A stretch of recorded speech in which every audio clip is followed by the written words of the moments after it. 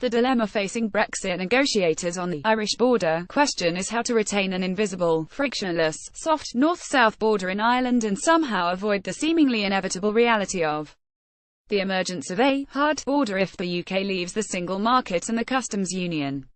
Squaring this circle is a little tricky. It's hard to have a border and not have a border all at the same time. Borders are a bit like boiled eggs, either hard or soft but not both simultaneously. One possible response to this conundrum is to focus on placing the border somewhere else, down the Irish Sea, to be precise. The EU and Dublin see advantages to this option. It would facilitate Northern Ireland having a closer post-exit relationship with the EU than Britain and allow the continuation of a free north-south border. However, having a border down the Irish Sea is opposed by the unionist parties, who regard it as an unacceptable separation of the core components of the United Kingdom of Great Britain and Northern Ireland.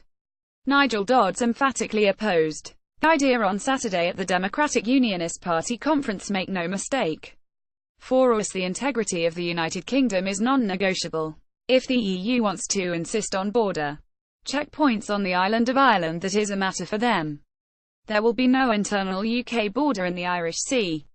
While the view of the political parties and governments may be clear on this question, the views of the ordinary people of Northern Ireland have until now not been systematically reported. Our new survey sheds light on the views of the public. In September, we asked a representative sample of the Northern Ireland population to react to the statement that people should be prepared to accept border controls between Northern Ireland and Great Britain, if this is agreed in the Brexit negotiations between the government and the EU. Overall, 49% agreed with this, and 39% disagreed with 12%.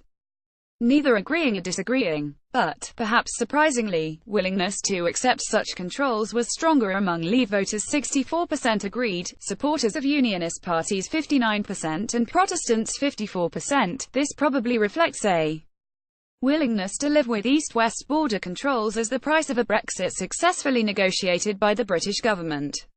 Lower levels of agreement from Remain voters 44%, Nationalist supporters 47%, and Catholics 43% imply, by contrast, reluctance to contemplate any kind of new border controls.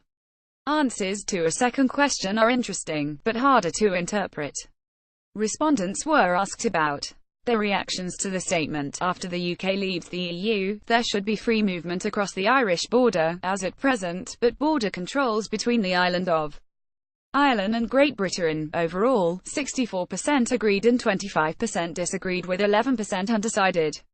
But this time the relationship with certain critical groups was reversed.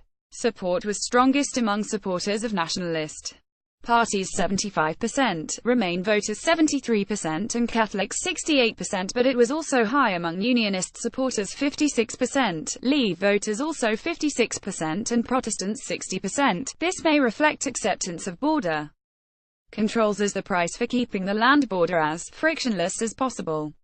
But the question was a somewhat complex one, and respondents are likely to have had retention of a soft land border uppermost in their minds, with a possible sea border a less immediate prospect.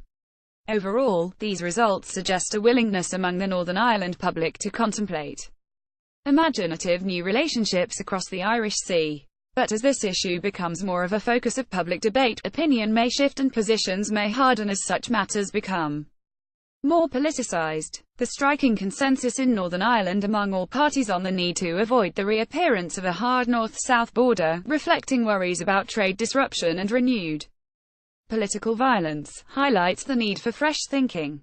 Drawing a dotted line down the Irish Sea with a water-resistant marker might attract an unexpected level of support, or at least not attract too vehement a level of popular opposition from the public. In one sense it's a compromise, demanding concessions from both sides. Remainers would simply have to accept the legitimacy of the UK result that the UK is indeed leaving the EU, while Leavers would have to live with some variation across the post-exit UK in terms of the relationship each part has with the EU. Allowing the geographical border in the Irish Sea to take some pressure off the existing land border might, in theory at least, achieve the holy grail of politics, keeping citizens equally but mildly unhappy. No dancing in the streets, but no rioting either. Note the survey was designed by QUB researchers, Professors Coakley, and Gre, and the fieldwork was conducted by Ipsos Mori between 7th and 27th of September 2017, consisting of 1,015 interviews with members of the public. The overall sample was representative of the Northern Ireland population in terms of age, gender, social class and geographical location, and interviews were conducted face-to-face and in Homi using computer-assisted personal interviews. CAPI, Professor John Coakley and Professor John Gre are based in the School of History, Anthropology, Philosophy and Politics at Queen's University Belfast. Their previous work on understanding voting in the EU referendum in Northern Ireland is available at How Northern Ireland Voted in the EU Referendum and What It Means for Border Talks. EU Referendum Vote in Northern Ireland, Implications for Our Understanding of Citizens' Political Views and Behaviour. Referendum Vote, Northern Ireland Implications, Understanding Citizens' Political Views and Behaviour. Video.